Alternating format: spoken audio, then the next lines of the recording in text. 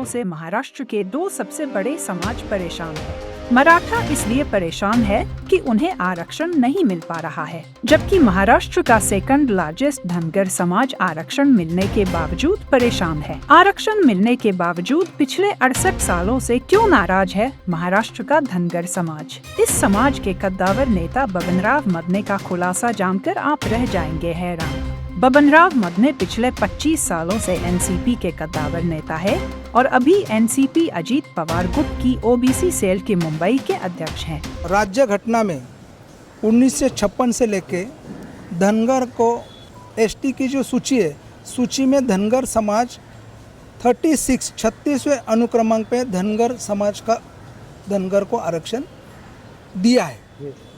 आज वहाँ पे धनगर के अलावा देवनागरी जो लिपि है उसमें धनगर के बजाय धनगढ़ हुआ है।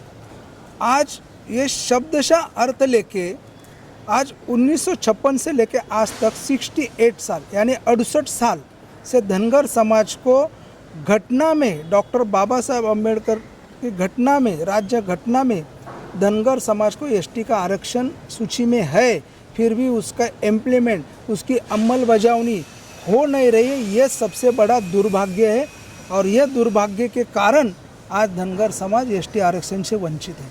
हाल ही में महाराष्ट्र धनगर समाज उस समय खबरों में आया जब महाराष्ट्र के डिप्टी स्पीकर नरहरी झीरवार और एक अन्य आदिवासी मंत्री ने मुंबई में मंत्रालय की तीसरी मंजिल से कूदकर जान देने की कोशिश की।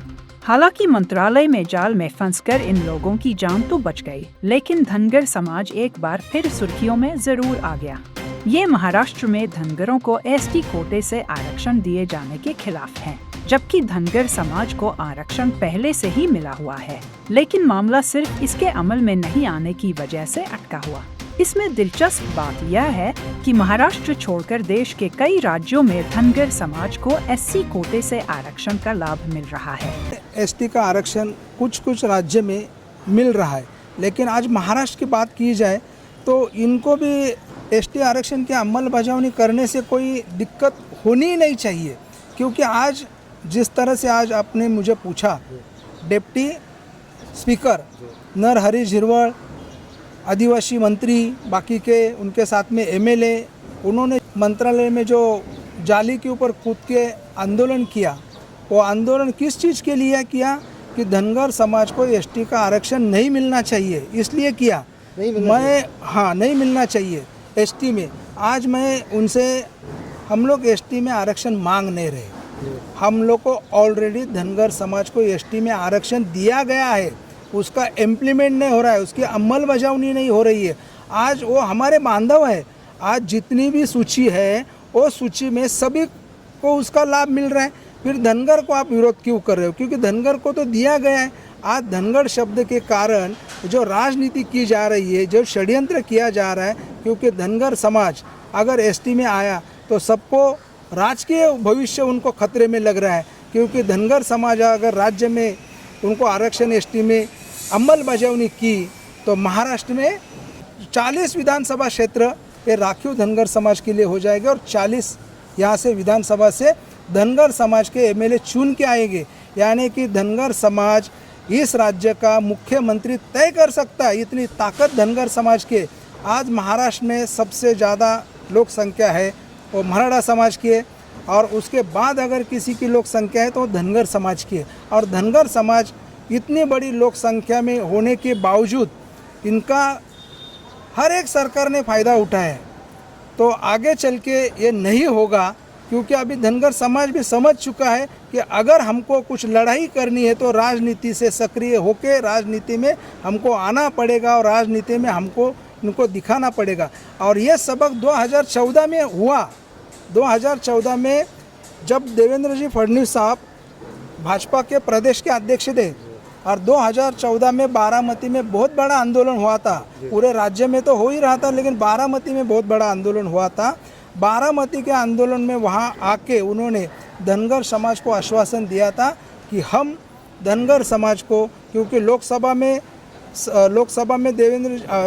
में भाजपा की सत्ता थी, देश के प्रधानमंत्री नरेंद्र जी मोदी थे, तो उन्होंने आश्वासित ये किया था कि अगर हम सत्ता में आए तो धनगर समाज की जो 68 साल की जो अपने धनगर समाज एसटी आरक्षण की अमल बजावनी जो रुकी हुई है, वो हम लोग कैबिनेट बैठक लेके उसके जरिए हम कैबिनेट में ठहराव करके केंद्र में उसका हम महाराष्ट्र में उसका इम्प्लीमेंट करेंगे करके इतना साफ साफ कहा था। लेकिन अभी उन्होंने प्रयत्न किया, मैं ऐसा नहीं बोलता उन्होंने किया नहीं होगा, लेकिन क्या अड़चनी आई है वो पता नहीं है। लेकिन एक बात निश्चित है कि धनगर समाज इस राज्य में इतनी बड़ी संख्या होने के बावजूद इस आरक्षण से वंचित है। और मैं आदिवासी जो मिनिस्टर डिप्टी स्पीकर रह चुके जो आमदार, उन्होंने जो आंदोलन किया, मैं चाहता हूँ उन्होंने आंदोलन हमारे लिए करना चाहिए। ये बताइए, फडणवीस साहब जब सीएम नहीं बने थे तब उन्होंने आश्वासन दिया था, अब तो वो सरकार में है साहब, आपकी पार्टी भी सरकार में है, उनकी पार्टी भी सरकार है, अब तो इम्प्लीमेंट करने में कोई दिक्कत नहीं होना चाहिए। इसीलिए तो हम अपेक्षा रखते हैं, क्योंकि हम भी सरकार में ही है।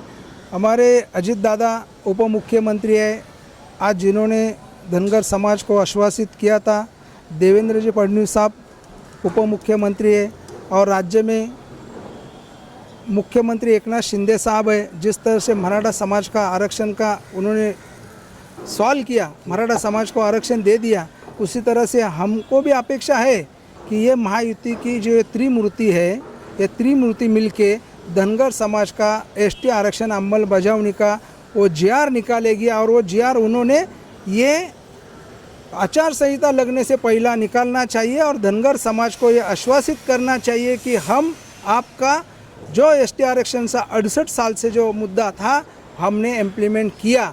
तो मैं आपके माध्यम से ये बताना चाहता हूँ कि राज्य में जो होने वाले इलेक्शन है उसमें ये महायुति की सरकार जीत के आएगी, इतना धनगर समाज की महाराष्ट्र में ताकत है। देखिए साहब, किसी भी समय यहाँ पे आचार संहिता लागू हो जाएगी, तारीखों का ऐलान हो सकता है, ऐसे में समय कम है, आपको विश्वास है कि आपकी सरकार जैसा आप चाह रहे हैं वैसा हो पाएगा? अभी हम तो अपेक्षा रख सकते हैं, बाकी फिर तो धनगर समाज समझती है क्या करना है। वाकई में अगर 288 सीट में से 40 सीटें जैसा आप बता रहे हो, सीधा आरक्षण का लाभ मिलेगा धनगर की वजह से यूपी सरकार को, अगर इम्प्लीमेंटेशन हो पाता है तो 100% ये एक तुरुप का इक्का यूपी सरकार के साबित होगा, ये बिल्कुल तयशुदा बात है। और जिस तरीके से आप अपेक्षा रख रहे हैं, आपकी पार्टी जितना समय आपने दिया है, कितनी उम्मीद रखते हैं आपको एमएलसी का टिकट मिल जाएगा?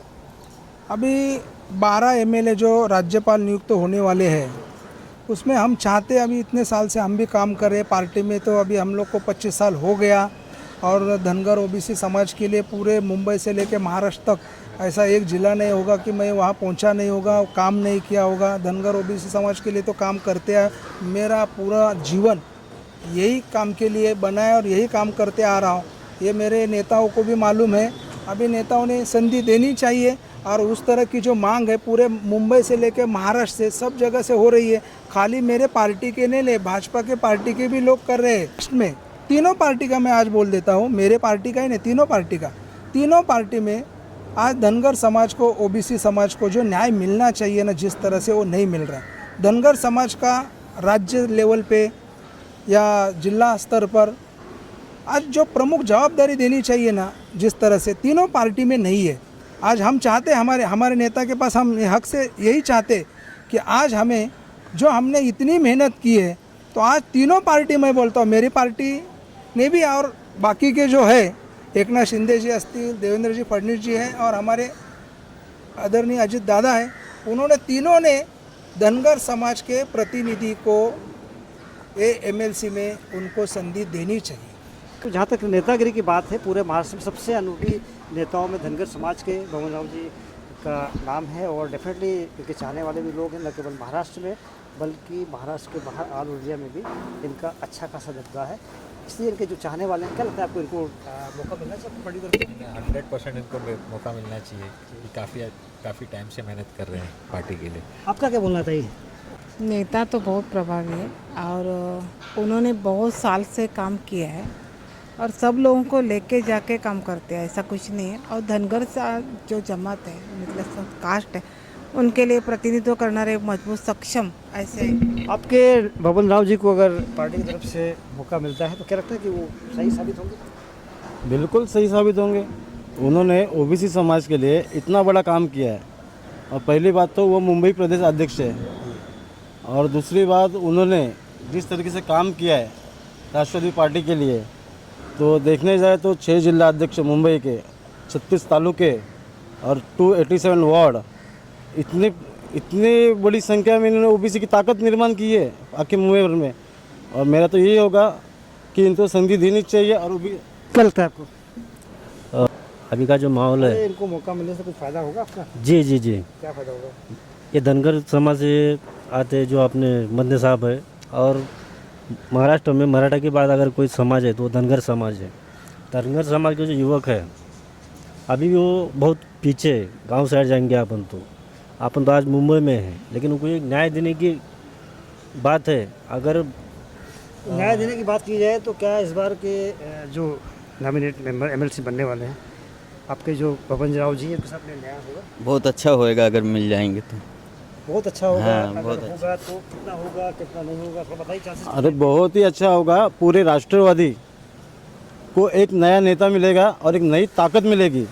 पूरे मुंबईकर को, पूरे वर्लीकर को एक अच्छा नेता मिलेगा। इनका काम करने का तरीका बहुत ही अच्छा है। इन्होंने कम समय में इतने अच्छे तरीके से ओबीसी के लिए और धनगर समाज के लिए जो काम किया है उन्होंने, मैं तो एक ही बोलूँगा, ऐसा नेता राष्ट्रवादी पार्टी को मिला है और उनको पार्टी में देना चाहिए। पूरे पार्टी ने, पूरे राज्य भर से उनको समर्थक आ रहा है। धनगर समाज से आया, नाविककर से भी आया है और इतर ओबीसी से भी आया है।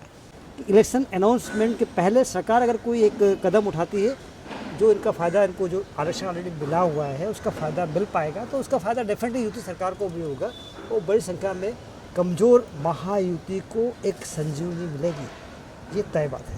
मेरे सहयोगी सत्यदेव कुमार के साथ हितेंद्र पवार, जय हिंद 24 मुंबई।